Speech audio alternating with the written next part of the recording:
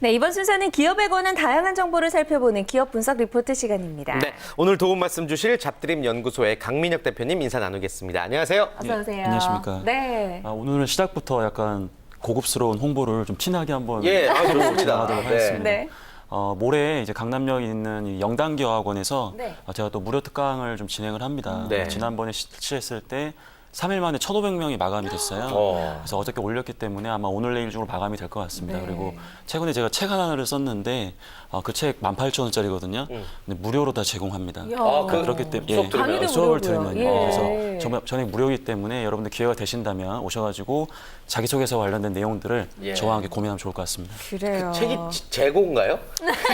아니요, 출간된 지 아직 1개월도 안 됐습니다. 그렇죠. 네. 이번에도 아마 시작하자마자 금방 마감이 될 네. 것 같은 그런 예상이 많은 되네요. 참여 부탁드립니다. 네, 자, 오늘 어떤 기업 소개해 주실 건가요? 예, 우리 구직자들의 정말 꿈의 기업이라고도 할 수 있는 현대자동차를 여러분들한테 소개해드리려고 합니다. 네, 좋습니다. 현대자동차 그룹. 네. 채용 규모는 이제 작년과 비슷하고 4월 초부터 인적성 이어지는데 네. 역시나 오늘 세 가지 포인트로 정리해 주셨죠? 네. 아까 이제 이 대표님 두 분께서 그 현대자동차에 대한 굉장히 중요한 부분들 다 이야기 주셔가지고 네. 제가 굉장히 수월하게 이야기를 좀 풀어갈 수 있을 것 같은데요. 일단 지원하는 루트에 따라서 이제 이공계와 인문계가 지원하는 방법이 좀 다릅니다. 이공계 같은 경우에는 아무래도 수요가 있다 보니까 매 학기마다 정기적으로 좀 채용을 진행하는데요. 인문성형계는 수시 채용이 진행됩니다. 네. 수시 채용이라는 것은 일단 지원을 한번 해봐. 우리가 그럼 TO가 있으면 너네 중에 뽑아줄게. 괜찮으면 뽑아줄게. 그러다 보니까 인문성형계가 굉장히 수동적으로 이 현대자동차에 지원하게 되는데요. 좀 더 적극적으로 지원을 하셔가지고 어필하신 다음에 4월 초에 있는 이 인적성 검사에 합격하셔가지고 면접의 기회를 잡는 게 굉장히 중요할 것 같습니다. 그래요. 네. 이공계와 인문계 전략이 다르다는 거 명심을 하셔야 될 것 같고 두 번째 포인트는 어떤 걸까요? 아까 우리 김태진 아나운서께서 현대자동차 너무 비싸다 라고 말씀을 좀 주셨는데요. 네. 이 자동차 산업에 대한 경쟁력, 즉 3대 경쟁력 요소를 좀 알아야 됩니다. 첫 번째는 아까 얘기하신 것처럼 비용 경쟁력이 있고요. 네. 두 번째로는 아무래도 이제 좀 이슈가 있는데 품질 경쟁력이 있겠죠. 그리고 세 번째로는 마케팅입니다. 말 그대로 내가 어떤 자동차를 타는지에 따라서 사회적 지위가 약간 달라 보이는 것도 어떻게 보면 마케팅에 대한 이미지거든요. 또 품질 같은 경우에 최근 안전이 굉장히 이슈가 되면서 아무래도 이 정몽 회장께서도 굉장히 중요한 부분일 것 같고요. 하지만 결과적으로 돈이었기 때문에 많이 못 사지 않습니까? 그래서 비용 경쟁력이 굉장히 중요하고 이 3대 핵심 경쟁력을 이해하라는 뜻은 우리 지원자들이 향후에 이 회사에서 어떤 업무를 할지, 그리고 자기 직무에서 역할을 할 때 이러한 부분을 연결해서 보여줄 수 있다면 그래도 이 업에 대한 인사이트가 있다는 것을 어느 정도 강조할 수 있을 겁니다. 네. 예, 좋습니다. 자, 그리고 세 번째 포인트 어떤 건가요? 이제는 현대자동차의 좀 특징을 좀 이해하셔야 될 텐데요. 네. 2015년도 이 정몽구 회장님의 그 신년사안에 정답이 다 있습니다. 항상 이제 매년 신년사 때 CEO께서 당해년도에 굉장히 중요한 경영 방침을 많이 알리고 있는데요. 거기에 굉장히 주옥 같은 표현들이 많이 있습니다.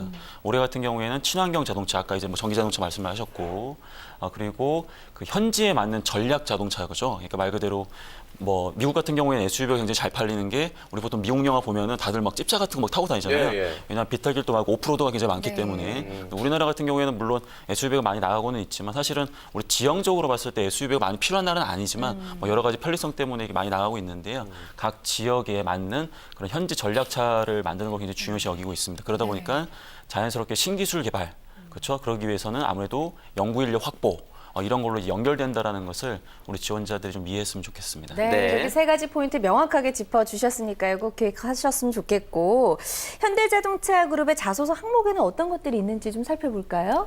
일단은 좀 당황스럽게도 예. 항목이 하나밖에 없어요. 하나예요. 하나. 예. 우리 지원하게 된 지원 직무 계기, 예. 그리고 너가 왜 이거 잘할 수 있느냐. 한마디로 너의 한 가닥을 보여줘라. 예, 명확합니다. 예, 그러니까 이상한 얘기 많이 하지 말고 너가 이 직무 잘할 수 있는 이유가 뭔데 이걸 직접적으로 물어보고 있거든요. 준비를 잘한 지원자에게는 굉장히 기회가 되는 항목이고 예. 현대자동차에 대한 꿈을 꿈고 있지만 사실 별다른 준비가 없는 지원자는 좌절할 수밖에 없는 그런 항목이 되겠습니다. 그래요. 이 항목에서 좀 더 구체적으로 들어가서 말씀을 좀 드린다면 자동차에 대해서 잘 이해하고 있는 게 과연 가장 필요할 것인가라는 관점인데요. 자동차를 잘 몰라도 합격할 수 있습니다. 예를 들어서 우리 학생들이 부담감을 갖는 건 자동차는 어떻게 보면 일상생활에서 우리가 늘 접하는 거기 때문에 네. 잘 모르면 좀 이상해요. 근데 잘 알기도 좀 어려운 게 굉장히 고가인데다가 첨단 기술의 집약체이기 때문에 쉽게 안다라고 얘기하기도 참 어렵습니다. 저도 사실은 운전을 지금 10년째 하고 있지만 운전만 할 줄 알지 아무것도 모르거든요. 대부분 이제 그런 분들이 많을 많이들 텐데 그러시죠. 예. 그래서 여러분들이 자동차에 대해서 잘 알고 있다, 모르고 있다라는 관점보다도 내가 어떻게 자동차를 바라보고 있는지를 강조하는 게 좋습니다. 한 예로 그 미술 전공자인데요. 그 과거에 고려 청자 이 이야기를 하면서 고려 청자 같은 경우에 당대에 그 핵심 기술이 집약된 예술품이었다. 네. 그렇기 때문에 국보 유출이 돼서 안 된다.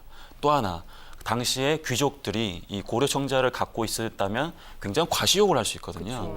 자동차도 이와 같다라는 거죠. 그만큼 기술이 집약되어 있는 동시에 한 사람의 지위를 강조할 수 있는 거기 때문에 나는 자동차를 이렇게 바라보고 있다라는 시각을 바탕으로 본인이 이 회사에서 잘할 수 있는 이유들을 풀어가는 방법도 있고요. 네. 네. 또 추가적으로 뭐 예를 들어서 예전에도 한번 대표님께서 얘기를 해주셨던 것 같은데 그 자작차 동아리에 가입해가지고 직접 자동차도 만들어보고 자동차에 미친 거죠. 이게 돈은 없지만 타고 싶은 거예요. 자기가 뭐 이렇게도 만들어보고 저렇게도 만들어보고 사실 이건 자동차에 대한 정말 열정이 있는 지원자인데 네. 꼭 이러한 열정이 아니라고 하더라도 자동차를 바라보는 새로운 시각을 바탕으로 본인이 그 자동차를 바라보고 내가 지원한 직무가 그러한 자동차에 왜 필요한지를 강조할 수 있다면 반드시 그러한 부분들에서 좋은 모습을 보여줄 수 있을 거라 생각이 듭니다. 네. 예. 항목이 하나이기 때문에 더 작성하기 어려울 수 있을 맞습니다. 것 같은데요. 지금 해주신 조언 아주 도움이 많이 될 것 같습니다. 그리고 인적성 검사에서 역사 에세이를 또 써야 된다고 하는데 이것도 좀 힘들어할 것 같아요. 일단 싫어하죠. 우리 취업 준비생들은. 예. 두 분한테 좀 질문을 잠깐 드려보면 과거 역사 인물 중에서 가장 저평가된 인물이 누구라고 생각하세요? 저평가된 인물. 이건 정말 역사 전반에 대해서 좀 많이 꿰고 있어야 답을 할 수 있을 것 같네요. 네, 맞습니다. 네. 대다수의 지원자들이 가장 뛰어난 역사가 역사적으로 뛰어난 인물은 어떤 것이 이런 걸 준비하는데 네. 오히려 이런 질문을 통해서 우리 지원자들이 역사를 바라보는 시각뿐만 아니라 사상도 좀 알 수 있어요. 예를 들어서 뭐 을사오적 아니면 뭐 친일파 네. 뭐 새롭게 부각을 좀 해야 된다. 이렇게 쓰는 사람은 없겠지만 말 그대로 누구를 선택하는지에 따라서 우리 지원자의 역사관도 알 수 있고요. 또한 그 사람을 바라보는 시각을 통해서 우리 지원자가 현대자동차의 인재상이라고 할 수 있는 열정, 창의성, 글로벌 마인드, 소통, 협력 어떤 부분을 중시 여기는지도 사실 드러날 수 있거든요. 네. 우리 지원자들은 역사에 대해서 꾸준히 알고 있다는 측면보다도 자기가 생각하는 부분이 과연 현대자동차의 인재상과 어떤 부분이 연관돼 있고 그런 것들을 자기만의 시각을 통해서 기술할 수 있다면 그렇게 뛰어난 글솜씨가 요구되는 항목이 아닙니다. 그렇기 때문에 너무 부담을 갖지 마시고 자신 있게 기술할 수 있다면 좋은 결과 얻을 수 있을 것 같습니다. 네. 네, 좋습니다. 근데 이런 건 사실 좀 단기간에 공부가 되는 게 아니죠. 예, 절대 아니고요. 예. 제가 가장 추천하고 싶은 건 일단 책을 많이 봐라. 예, 이동훈 대표님이 항상 얘기하는 책을 많이 봐야 되고요. 그다음에 더 중요한 것은 그 본 내용을 바탕으로 나와 다른 생각을 가진 사람들과 끊임없이 소통해 보라는 거죠. 그러다 보면 내 생각을 좀 더 정리할 수도 있고 다른 사람의 시각도 있구나. 그런 것들을 배울 수 있거든요. 맞아요. 예, 그런 부분 좀 많이 했으면 좋겠습니다. 네, 좋습니다. 자, 그리고 현대차 그룹 할 때 빼놓을 수 없는 얘기가 이제 친환경 에너지 연구 개발 인력의 채용수를 이제 늘린다는 점인데 이에 대해서는 또 어떤 준비를 하며 어느 정도 알고 있으면 좀 면접 시에 자유로울 수 있을까요? 예, 일단은 보통 연구개발 인력을 얘기하면 나 마케팅인데 경영 지원이 나 상관없네 이렇게 생각할 수 있는데 연구개발 단계에 이미 이 업무가 수행이 됐다는 뜻은 경영 지원 단계에서 중장기적으로 전략을 잡았고 또 마케팅 또한 연구개발과 유기적으로 협력하면서 브랜드라든지 이런 홍보 전략들을 다 고민하고 있거든요. 그렇기 때문에 인문상경 학생들도 이러한 사업의 특징을 이해해서 자기 분야에서 비전을 좀 보여줘야 될 부분이 있고요. 그다음에 친환경 에너지에 대해서 우리 지원자들이 구체적으로 이해하기는 굉장히 어렵습니다. 하지만 해외에 있는 선진 사례라든지 과거 실패 사례 등 여러 가지 상황들을 고려하면서 배운 부분들을 차분하게 기술할 수 있다면 이 역시 우리 지원자들 잘할 수 있을 거라고 저는 믿습니다. 네.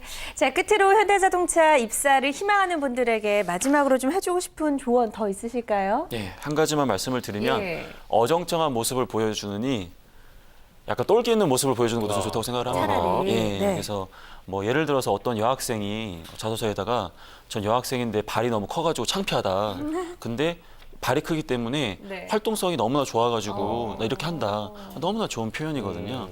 그렇기 때문에 뭐 이런 지식이 있다라든지 뭐 마케팅 잘한다든지 거짓말 적당히 하시고 우리 지원자가 살면서 나 이거 진짜 한가득 한다라고 한다면 그 부분을 소소하나마 여러분들이 좋은 성과를 냈던 경험을 꾸준하게 보여주면서 네. 아 얘는 한번 나중에 내가 보고 싶다.